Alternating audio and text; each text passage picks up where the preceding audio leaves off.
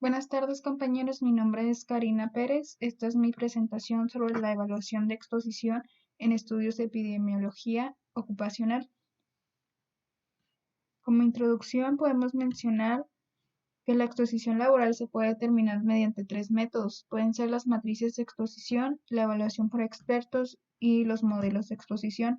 La evaluación por expertos es el método con el índice de validez más alto, pero este puede indicar costos muy altos en caso de que estudios tengan que ser en empresas muy grandes.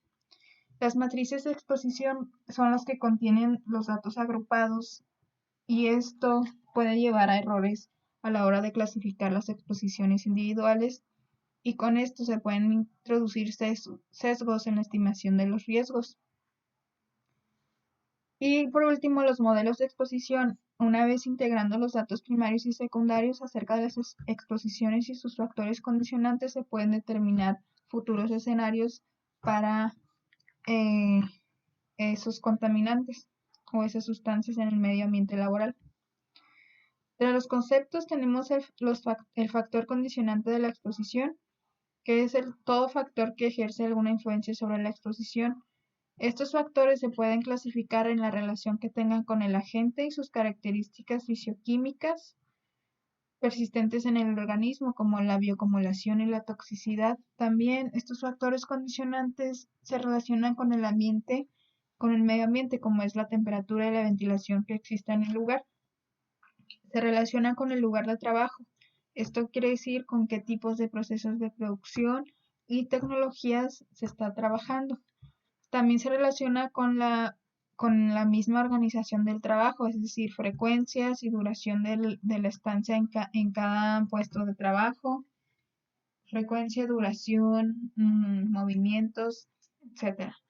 Y con las características del trabajador a evaluar, como por ejemplo la obesidad, el consumo de alcohol y tabaco, el estado general de salud, edad, sexo, raza, etcétera. Otros conceptos, entre ellos está el indicador derivado, que es una variable de exposición personal de carácter secundario que se encuentra durante el proceso de determinación de la exposición. El riesgo, que ya sabemos, es la probabilidad de producir un efecto adverso para la salud. Datos primarios. Estos pueden corresponder a las exposiciones mismas o sus factores condicionantes que ya vimos.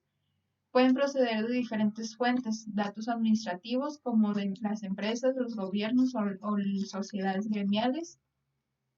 Pueden ser de informes o entrevistas a familiares sobre las condiciones de trabajo, o también como resultado de evaluaciones personales. Esto quiere decir como historiales ocupacionales obtenidos por autoinformes y entrevistas. En el artículo mencionaba que estos datos a veces no son tan constantes por la manera en que se tienen que hacer, o sea, son personales.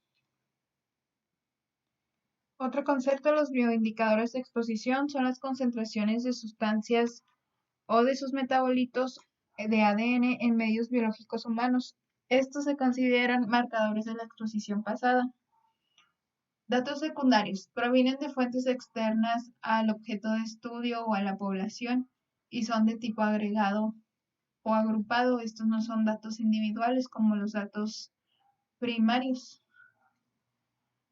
Estos pueden ser de fuentes bibliográficas, de estudios de campo, de los documentos de la empresa o de las industrias, como información sobre las tecnologías que se usan, los procesos, los materiales o productos que se generan, los elementos de protección personal, etc.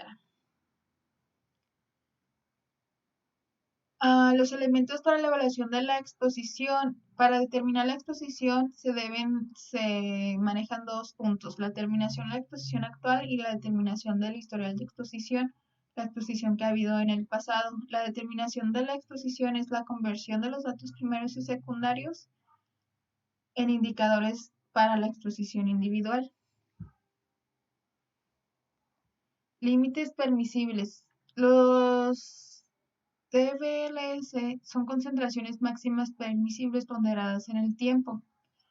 Estas concentraciones de sustancias pues son las que se encuentran suspendidas en el aire y representan condiciones por debajo de las cuales se cree que todos los trabajadores pueden exponerse, ya sea repetidamente, día a día, y que la acción de estas concentraciones no tengan efectos adversos para la salud.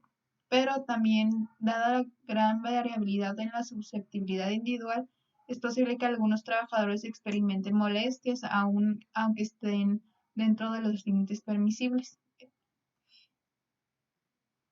Existen tres categorías de límites permisibles. Está la concentración máxima permisible ponderada en el tiempo, la concentración máxima permisible para un corto periodo de tiempo y el valor límite umbral techo, que es la concentración del agente contaminante que nunca se supera mientras esté expuesto a la misma en el trabajo. La primera, la máxima permisible ponderada en el tiempo, es una medida media y se calcula mediante el tiempo para una jornada normal de 8 horas y una semana de 40 horas a la que puede estar expuesto casi todos los trabajadores. Y la de un corto periodo de tiempo quiere decir que los trabajadores pueden estar expuestos de manera continua, pero durante un corto espacio de tiempo sin sufrir irritación, daños crónicos, narcosis, etcétera. Cada sustancia debe estar evaluada con estos límites permisibles y toda empresa debe saber encontrar la información de estos límites permisibles de cada sustancia dentro de su empresa.